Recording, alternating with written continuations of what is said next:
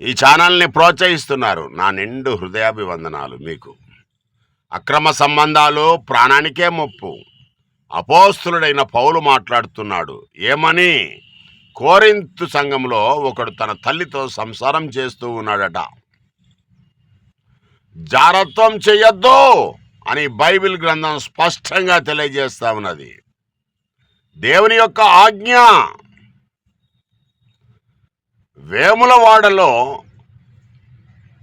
స్వామి అనే ఒక lorry driver 42 సంవత్సరాల వయసు, తన సొంత కోడలు 22 సంవత్సరాల వయసు, వారిద్దరి మధ్య అక్రమ సంబంధం బయట పడగానే వారిద్దరూ విషం తాగి చనిపోయారు.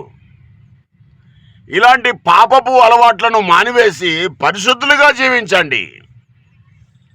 జారత్వం చేస్తే ఈ లోకంలో కూడా మీకు నష్టమే, మీ ప్రాణం పోద్ది, నిత్య నరకం కూడా మీకు వేచి ఉంటుంది అని బైబిల్ గ్రంథం స్పష్టంగా తెలియజేస్తా ఉన్నది.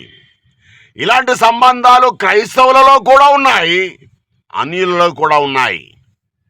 ఇవి మానివేస్తే కుటుంబ వ్యవస్థ అభివృద్ధిలోనికి వస్తాయి.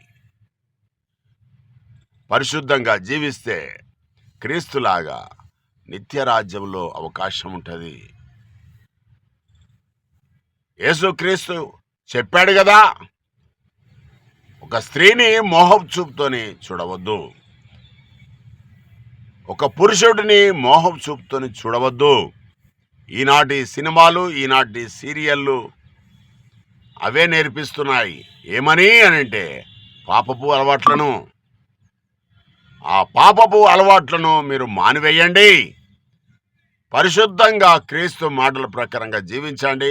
పరలోక రాజ్యాన్ని స్వతంత్రించుకోండి. దేవుడు మిమ్మల్ని దీవించుగాక. ఆమేన్.